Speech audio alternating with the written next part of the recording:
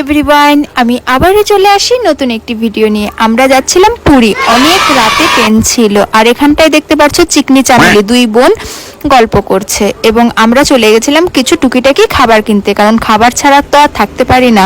আর ট্রেনে উঠলেই এটা খাবো ওটা খাবো, খালি রাবণের মতো খেতেই থাকে। আর মেশো এখানটায় জব করছিল, ঠাকুরের নাম নিচ্ছিল, আর মনে হচ্ছে এমন ভাবে বসে আছে ওর বাবার গাড়ি।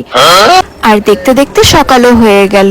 তারপর আমি ঘর গোছানোর মতন করে বিছানাটাকে একটু গুছিয়ে রাখলাম, মানে ওই বেডটাকে একটু গুছিয়ে রাখলাম। আর বাবা এখানটায় ফোন ঘাটছে সকাল সকাল উঠে। এবং আমরা দেখতে দেখতে পুরীও পৌঁছে গেলাম।